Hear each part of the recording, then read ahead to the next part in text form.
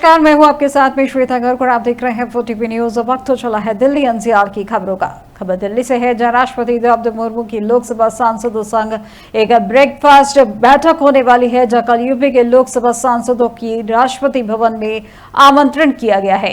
वहीं बीजेपी, सपा, कांग्रेस समेत सभी दलों के सांसद रहेंगे मौजूद, जहां सपा प्रमुख अखिलेश यादव को भी उपस्थिति तय।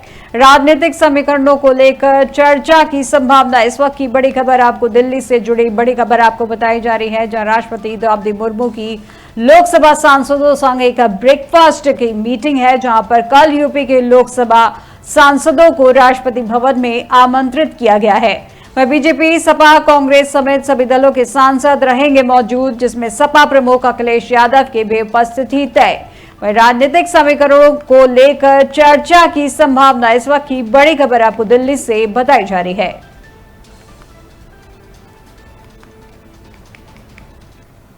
अगली खबर भी बड़ी दिल्ली से है, जहां पर एनसीपी शरद पवार की राष्ट्रीय कार्यकारिणी की बैठक है। आज दिल्ली में होगी एनसीपी शरद पवार की बैठक, जो कॉन्स्टिट्यूशन क्लब में शाम 3 बजे से होगी ये बैठक, जब बैठक में कई अहम प्रस्ताव किए जाएंगे पास।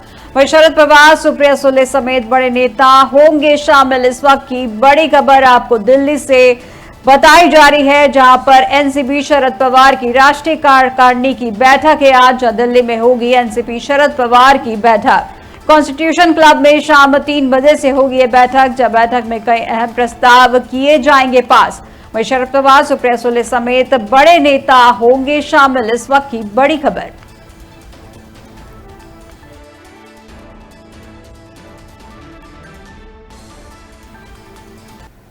दिल्ली जज के कैश कांड का मामले में तुगलक रोड थाना अध्यक्ष का मोबाइल फोन किया गया है जब्त, जहां 8 पुलिसकर्मियों को मोबाइल फोन भी किए गए हैं जब्त। वहीं इन सभी के फोन की होगी फॉरेंसिक जांच, जहां आग लगने के बाद वीडियो बनाने की भी होगी जांच। इस वक्त की बड़ी खबर आपको बता दें, जहां दिल्ली जज के कैश कांड के मामले में तुगलक रोड थाना अध्यक्ष का मोबाइल फोन किया गया है जब्त। इसी के साथ 8 पुलिस वालों के मोबाइल फोन भी किए गए हैं जब्त, जहां इन सभी के फोन की होगी फॉरेंसिक जांच, जहां आग लगने के बाद वीडियो बनाने की भी होगी जांच। इस वक्त की बड़ी खबर आपको बताई जा रही है।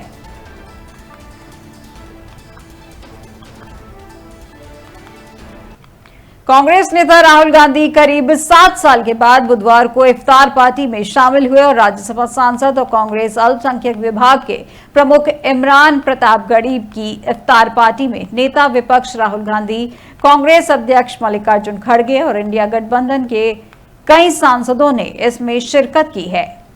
खबर दिल्ली से आपको दिखाई जा रही है, जहां कांग्रेस नेता राहुल गांधी करीब 7 साल के बाद बुधवार को इफ्तार पार्टी में शामिल हुए हैं, जिसमें राज्यसभा सांसद और कांग्रेस अल्पसंख्यक विभाग के प्रमुख इमरान प्रतापगढ़ी की इफ्तार पार्टी में नेता विपक्ष राहुल गांधी, कांग्रेस अध्यक्ष मल्लिकार्जुन खड़गे और इंडिया गठबंधन के कई सांसदों ने इसमें शिरकत की है। बीजेपी नेतृत्व ने बुधवार को अपने कर्नाटक के असंतुष्ट नेता बंसगौड़ा करते हुए उन्हें 6 साल के लिए पार्टी से निष्कासित कर दिया है, जहां यत्नाल राज्य के इकाई के अध्यक्ष बीवाई विजेंद्र और उनके पिता पूर्व सीएम बीएस येदियुरप्पा से मतभेद रखते हैं।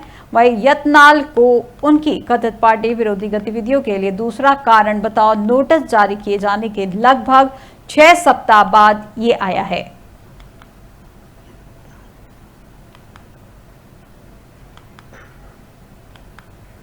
दिल्ली एनसीआर से जुड़ी एक बड़ी खबर आपको बता दें, जो 27 मार्च से 3 दिवसीय दौरे पर हैं प्रियंका गांधी, जहां वायनाड का दौरा करेंगी सांसद प्रियंका गांधी, जहां भूस्खलन से बचे लोगों के लिए कार्यक्रम का होगा आयोजन, जहां कलपेट्टा के एल्स्टोन एस्टेट करेंगी शिलान्यास के बाद समारोह में होंगी शामिल। इस वक्त की बड़ी खबर आपको दिल्ली एनसीआर से जुड़ी बड़ी खबर बता रहे हैं, जहां पे 27 मार्च से 3 दिवसीय दौरे पर हैं प्रियंका गांधी, जो वायनाड का दौरा करेगी।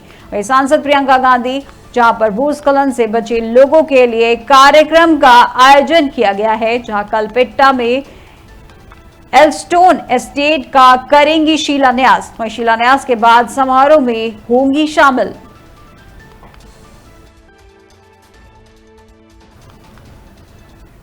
दिल्ली एनसीआर से जुड़ी एक और बड़ी खबर सामने आ रही है, जब दिल्ली में आज से शुरू होगी कांग्रेस की मैराथन बैठक। जब बैठक में शामिल होंगे 700 से ज्यादा जिलों के अध्यक्ष। वही 27 मार्च से लेकर 3 अप्रैल की जाएगी विशेष मुद्दों पर चर्चा। जो कांग्रेस अध्यक्ष मल्लिकार्जुन खड़गे और राहुल गांधी रहेंगे मौजूद। वही कांग्रेस डीसीसी को मजबूत बनाने की तैयारी में जुटे। इस वक्त की बड़ी खबर दिल्ली एनसीआर से जुड़ी बड़ी खबर आपको बता दें, जहां पर दिल्ली में आज से शुरू होगी कांग्रेस की मैराथन बैठक। जहां बैठक में शामिल होंगे 700 से ज्यादा जिलों के अध्यक्ष। वही 27 मार्च से लेकर 3 अप्रैल की जाएगी विशेष मुद्दों पर चर्चा। वही कांग्रेस अध्यक्ष मल्लिकार्जुन खड़गे और राहुल गांधी रहेंगे मौजूद और कांग्रेस डीसीसी को मजबूत बनाने की तैयारी में जुटी है।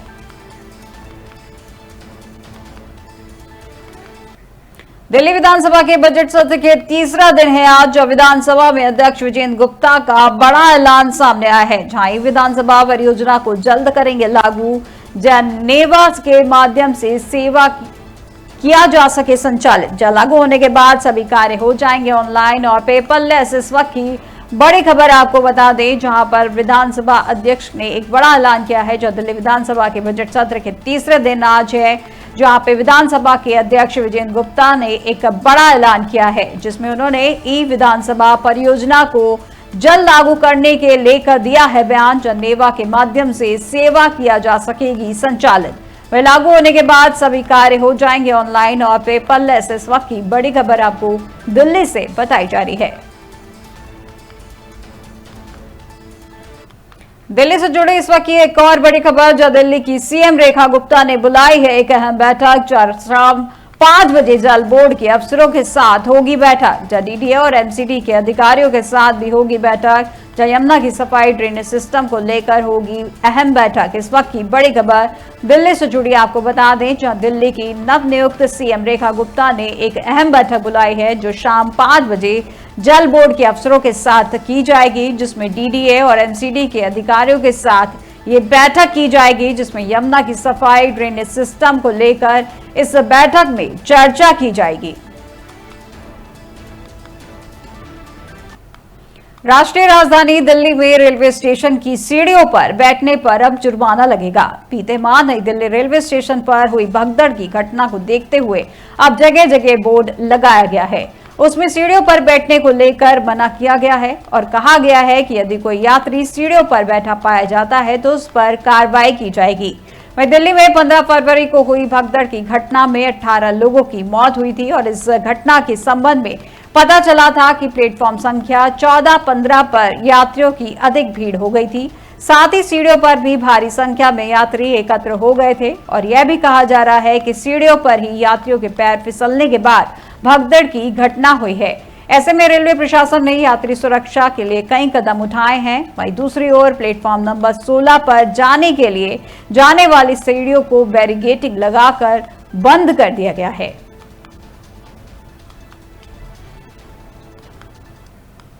दिल्ली हाईकोर्ट ने टेरर फंडिंग के मामले में गिरफ्तार जम्मू कश्मीर के सांसद इंजीनियर राशिद को हिरासत में संसद सत्र में भाग लेने की अनुमति दे दी है। अदालत ने एनआईए के इस आशंका को खारिज कर दिया है कि वे गलत बयानी कर सकते हैं या संसद से भाग सकते हैं। वह न्यायमूर्ति चंद्रधारी सिंह और न्यायमूर्ति अनूप जयराम भंभानी की पीठ ने महानिदेशक को निर्देश दिया है कि 4 अप्रैल तक लोकसभा सत्र के दिनों में राशिद को सादे कपड़ों में पुलिस जेल से संसद तक ले जाएगी। जहां आगे पीठ ने कहा कि बारामुल्ला के सांसद को संसद सुरक्षा या मार्शलों की हिरासत में सौंप दिया जाएगा, जो उन्हें कार्यवाही में भाग लेने की अनुमति देंगे और वह वहां अन्य सुविधाओं और सुख सुविधाओं का लाभ उठा सकते हैं। पीठ के आदेश में कहा गया है कि संसद सत्र में भाग लेने के लिए बाहर जाने के दौरान अपीलकर्ता राशिद किसी भी सेलुलर या लैंडलाइन फोन या अन्य संचार उपकरण का उपयोग करने का हकदार नहीं होगा और न ही वह किसी भी माध्यम से इंटरनेट तक पहुंच का हकदार होगा। अदालत ने राशिद के वकील एन हरिहरन और अधिवक्ता विख्यात ओबेराय को निर्देश दिया है कि वे संसद परिसर के अलावा जेल से बाहर किसी से भी बातचीत न करें। उन्हें अपने लंबित आपराधिक मामले सहित किसी भी तरह से मीडिया से बातचीत या संबोधन नहीं करना चाहिए। वह पीठ ने राशिद से कहा है कि वे आने जाने की यात्रा और अन्य व्यवस्थाओं का खर्च खुद ही वहन करें।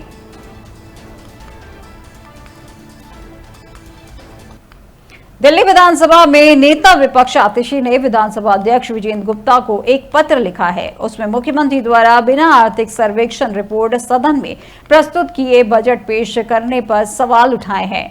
उन्होंने कहा कि आर्थिक सर्वेक्षण रिपोर्ट में पिछली सरकार द्वारा किए गए कार्यों से दिल्ली वालों की प्रति व्यक्ति आय में इजाफा से लेकर सरकारी खजाने में बढ़ोतरी आदि का जिक्र होता है। शायद इस वजह से नई सरकार ने बिना आर्थिक सर्वेक्षण रिपोर्ट पेश किए ही विधानसभा में बजट प्रस्तुत कर दिया है। दिल्ली सरकार ने मौजूदा आबकारी नीति को 3 महीने के लिए बढ़ा दिया है। हालांकि नए संस्करण पर कोई फैसला नहीं हुआ है। आबकारी विभाग की ओर से जारी एक सर्कुलर में कहा गया है कि अथॉरिटी ने 2024-25 के लिए स्वीकृत नियमों और शर्तों के अनुसार रजिस्टर्ड शराब ब्रांडों की बिक्री के लिए मौजूदा L1, L1F और L2 लाइसेंसधारियों की वैलिडिटी को उनके मौजूदा मूल्य पर 30 जून 2025 तक बढ़ाने को मंजूरी दे दी है। L1, L1F और L2 क्रमशः भारतीय शराब, विदेशी शराब और बियर की बिक्री के लिए थोक लाइसेंस हैं, जहां सर्कुलर में कहा गया है कि 1 अप्रैल से 30 जून तक 3 महीने की इस एक्सटेंड पीरियड का लाभ उठाने के इच्छुक लाइसेंसधारियों को उस अवधि के लिए अनुपातिक आधार पर 3 महीने की फीस जमा करनी होगी। एक्सटेंडेड पॉलिसी, जिसे पुरानी एक्साइज पॉलिसी के रूप में भी जाना जाता है, जहां सितंबर 2022 में लागू हुई थी, जब तत्कालीन आप सरकार ने अपनी सुधारात्मक नीति 2021-22 को रद्द कर दिया था, जो उसके निर्माण में कथित अनियमितताओं के आरोपों के बीच मुश्किलों में घिर गई थी। जब पुरानी नीति को अलग अलग अवधि के लिए बढ़ाया जाता रहा है, क्योंकि दिल्ली सरकार अभी तक नई नीति लेकर नहीं आई है। इसे पिछली बार सितंबर 2024 में 6 महीने की अवधि के लिए 31 मार्च 2025 तक बढ़ाया गया था। वह अधिकारियों ने कहा था कि आबकारी विभाग द्वारा तैयार 2023-24 के लिए नई नीति का मसौदा सरकार के पास है।